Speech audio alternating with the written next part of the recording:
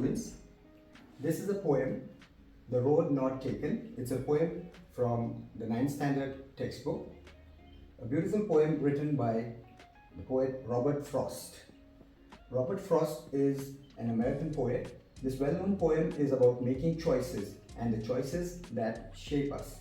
So here Robert Frost is trying to share his experience with us as to how he made a choice and how that has shaped up him.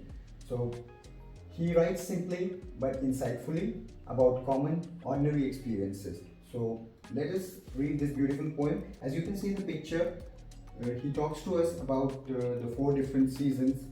There is spring, summer, autumn and winter. But here, as you can see, the trees have taken up yellow color. So this picture depicts us a season that is in the autumn season. You can say it is pre-winter, where the leaves have turned yellow. And here he talks about 2 roads that have diverged in the yellow wood. So let's read the 4 stanzas which he has written for us. 2 roads have diverged in a yellow wood, and he says that he is sorry that he cannot travel both the roads. So in our life also we come across experiences where we cannot take up both the roads and we have to take one single road. So he says 2 roads diverged in a yellow wood, and sorry I could not travel both. And he says that as he's a traveler, he stands there long, he waits, he thinks that which road he should take.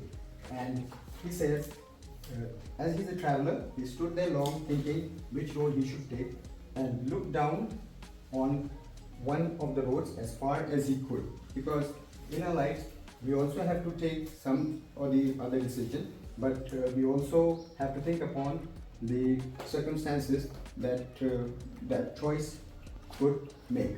So here you can see 2 roads, and he says that he looked down one of the roads as far as he could. So he looks down one of the roads as far as he can, and he says that he wanted to see where that road bent in the undergrowth. So there are beautiful trees here, but this road, he's seeing that road, and he says that he wanted to see where that road bent in the undergrowth.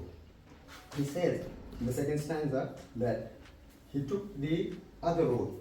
He saw both the roads, but he decided to take one of the roads, just as we would make a certain choice in our lives. He took the other road thinking that it was fair for him to take up that road.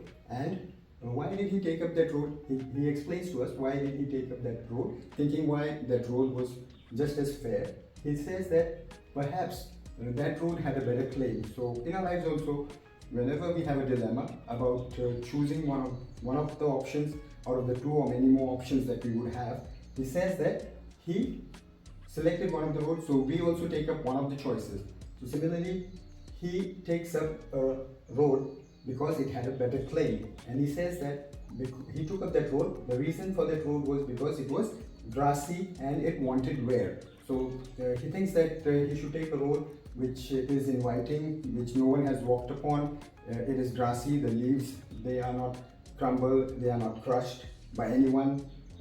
He can see that it's inviting. It's a fresh road where he can see that there is grass there and it wanted wear. So the road was inviting, that it wanted wear, so it wanted somebody to travel upon it.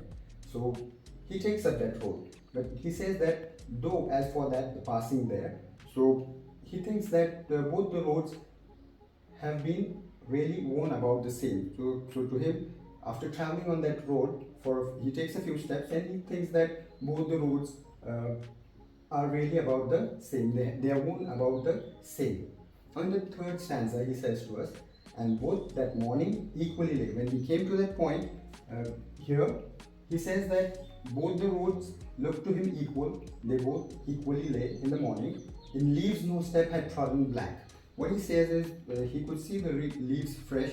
The leaves had not turned black. They were not crushed and crumbled. Nobody had walked on that road earlier. And he says that he took up one of the roads and he kept the first for another day. So he took the 2nd road and he kept the 1st road for another day. What he says is he has kept that road for another day. He would travel that road in the future. So in our lives also, we take up one of the options, what we would what we would do, and later on we think that we would take up the other option some other day when we have a chance to do so.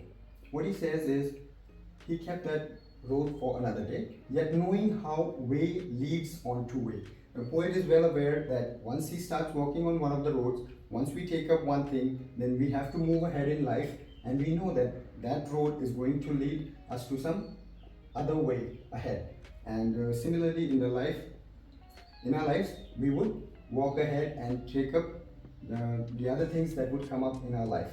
So yet knowing how way leads on to way, he knew that the way which he has selected would lead him to another way where he would find two or more ways again diverging.